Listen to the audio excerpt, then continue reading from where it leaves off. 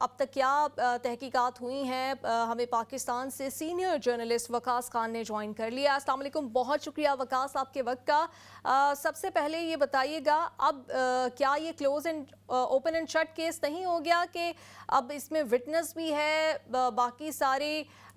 جو camera footage بھی سامنے آ گئی ہے، پولیس کے اوپر جس طرح سے اٹیک کیا گیا، کیا اس کیس میں انصاف ہو سکے گا؟ بہت شکریہ آپ کا۔ دیکھیں، وٹنس کی جہاں تک بات ہے تو وہ تو گزشتہ روز کی بات ہے کہ شیراز نے مجسٹریٹ کے سامنے بیان دینے سے انکار کر دیا۔ اس سے پہلے جو انکشافات تھے وہ میڈیا پر ہوتے رہے، وہ پولیس کے سامنے ہوتے رہے۔ قانونی حیثیت ان کی ایسے کوئی نہیں ہے۔ قانونی حیثیت تب ہوتی جب پہلی بار شیراز نے اعتراف کر لیا تھا انکشافات سے بھرپور اور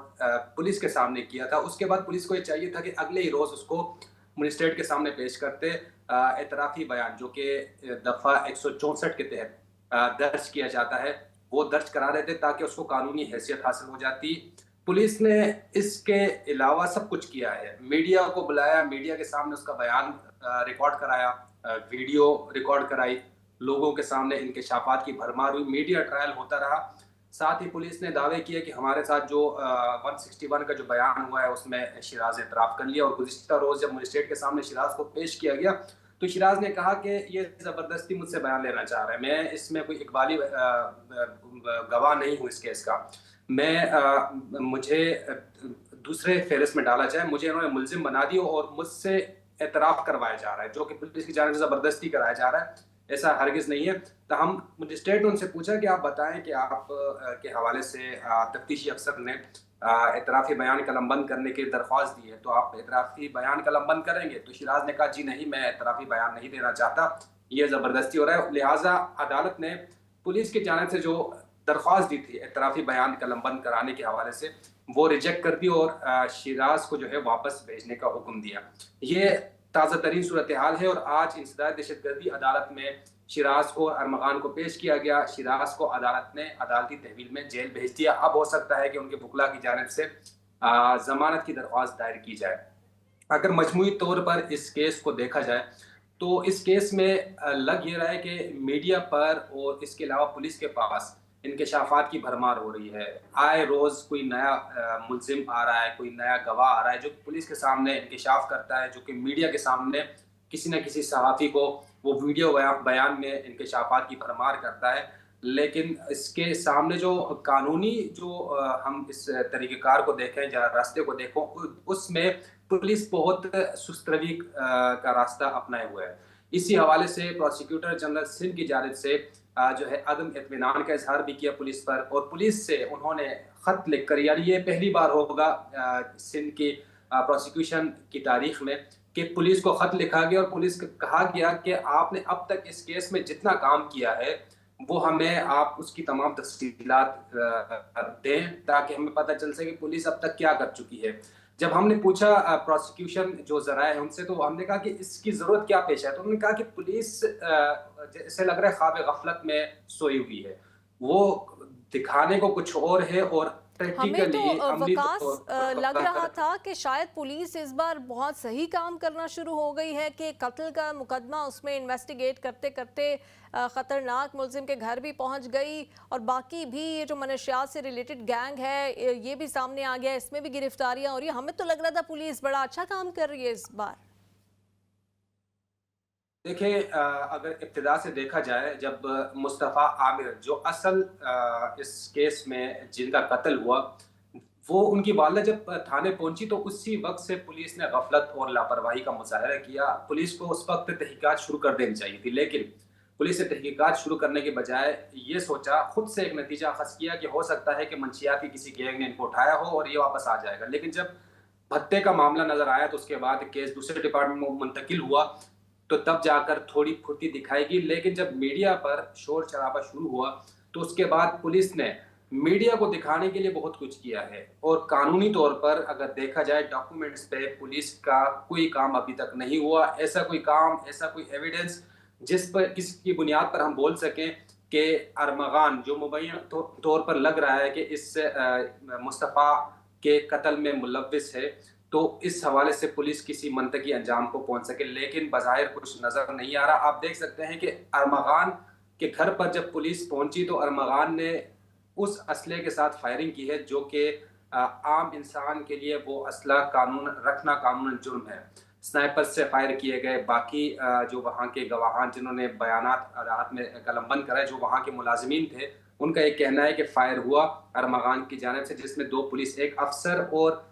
پولیس اہلکار سمیت 2 افراد وہاں زخمی ہوئے۔ تو ہونا یہ چاہیے تھا کہ قتل کے کیس کو سیدھا تحقیقات کی جاتی اور اس کے کسی نتیجے پہ پہنچ جاتے، لیکن ہوا یہ کہ ہم نے اس قتل کیس کو ڈائیورٹ کرتے ہوئے دیکھا۔ یعنی آپ نے منشیات کے ایسے معاملے کو چھیڑا ہے کہ جس کو چھیڑنے کا مطلب یہ ہے کہ آپ ایک پوری کی پوری ایک جڑیں ہلا رہے ہیں، ایک پورے یعنی گینگ کی یا جو بھی غیر قانونی دھندے میں ملوث ہے ان کو آپ ہلا رہے ہیں، اور وہ ڈپارٹمنٹ ہی الگ ہے۔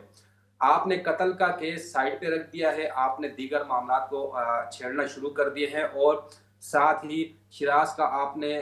ٹی وی پر اس کا بیان نشر ہو جاتا ہے۔ شیراز کا ویڈیو بیان نشر ہونے کا مطلب یہ ہے کہ جب شناخت پریڈ ہوتی ہے تو اس میں ملزم کو شناخت کرنا آسان ہو گیا۔ آپ نے قانونی ایک خلا چھوڑ دیا ہے، اور یہی ہوا جب شناخت پریڈ ہوئی۔ اس سے پہلے یہ کہا جاتا، جب سوال کرتے تو کہتے تھے کہ شیراز کا شناخت پریڈ نہیں ہوگا، جبکہ ہوا۔ ارمغان کا بھی شناخت پریڈ ہو چکا ہے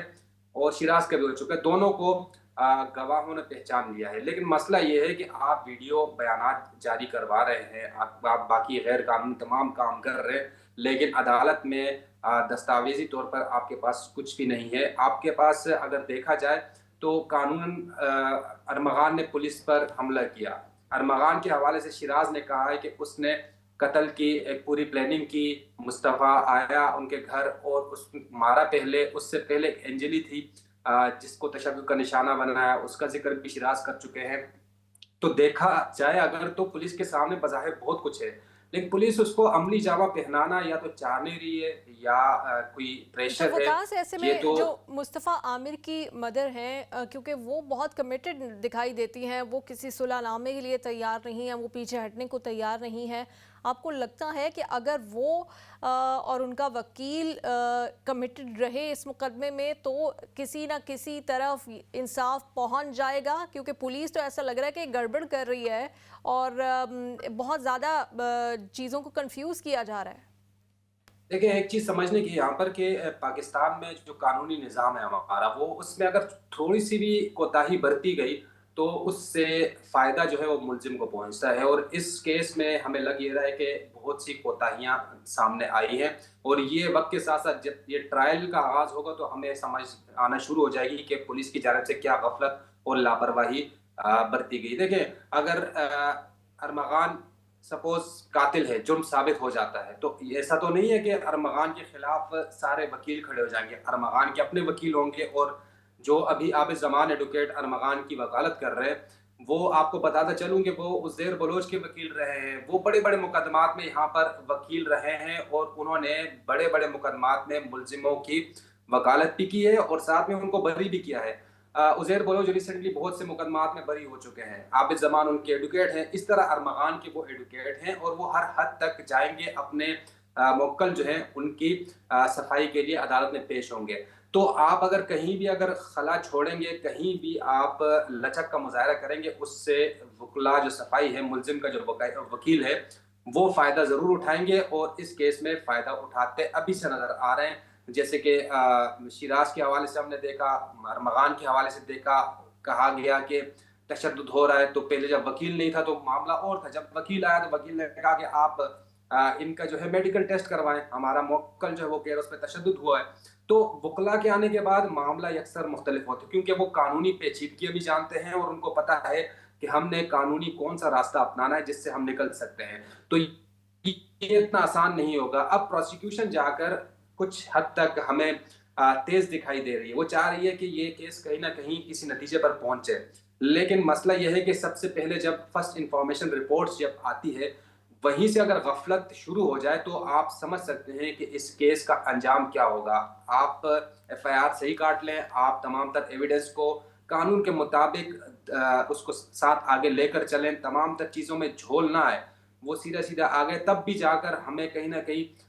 ملزمان کو فائدہ मिलते हमने देखा वकास है, लेकिन ये बताइए कि ये जो अरमगान के वालिद हैं इनकी एक्सेस कैसे हुई? हर मीडिया चैनल पे, बड़े बड़े टॉक शोज पे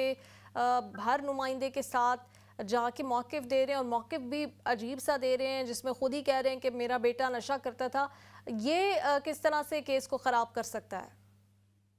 देखिए, जो अरमगान के वालिद हैं उनके बारे में भी कुछ चीज़ें सामने आती रहती वक्तन फ़वक्तन। जैसे कि ज़रा ये कहते हैं कि वो खुद मंशियात फ़रोश जो हैं रहे हैं, इस धंधे में मुलव्विस रहे हैं। मीडिया तक एक्सेस की जहाँ तक बात है तो वो हर पेशी पर अदालत में मौजूद होते हैं। इवन कि जब शिराज को पहली बार पेश किया गया, शायद इनको अंदाजा था कि शिराज कोई बयान दे देगा पुलिस को, इसी वजह से वो शिराज का जब रिमांड आया तो अदालत में मौजूद थे और उन्होंने अंदर जाने की भी कोशिश की।